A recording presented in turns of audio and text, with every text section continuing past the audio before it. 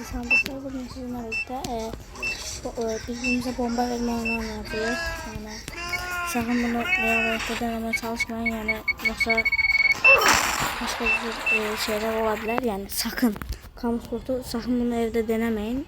Yani ben oyundu, yani bu oyun olduğu için bunu edebilirim. Neyse, oyunumuza geçecek. Burada birbirimize bomba vermeye çalışıyoruz. Yani burada hırsız fake attım. Ne ver? Bomba var. Ha, şey başarılı. Hoppa. Hop. Hop. Hoppa. Bu arada benimle oyun oynamak isteyen varsa, yani bana yazabilir.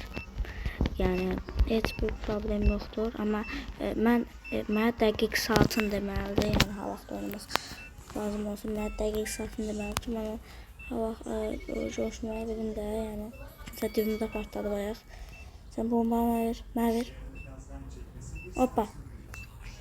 Vurdum. Verdim. Enayi. Bye bye.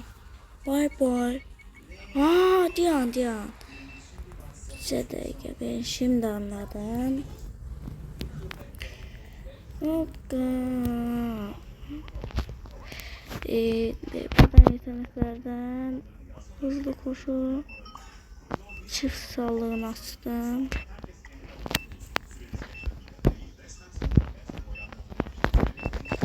Hoppa. Diyan gel. Hoppa getdi все. Все uduzdu. Natari. Diyan. Hop. Hoppa. Vereceğim. Ver ama. Ver. Все verdim.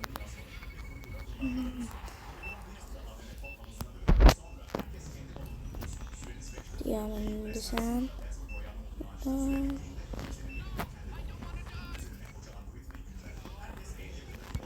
Tester.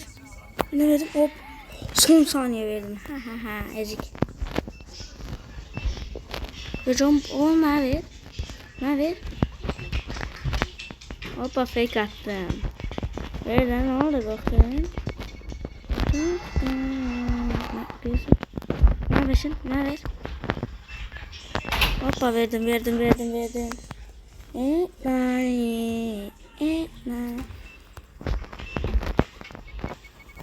Natali. Növbəti oyunumuza keçək. İstəyirsinizsə, yəni keçdik. Neyse, eğer videoma like atmadıysanız abone olup like atmayı unutmayın. Sıradaki videoya geçeriz. O bir videoya geçin.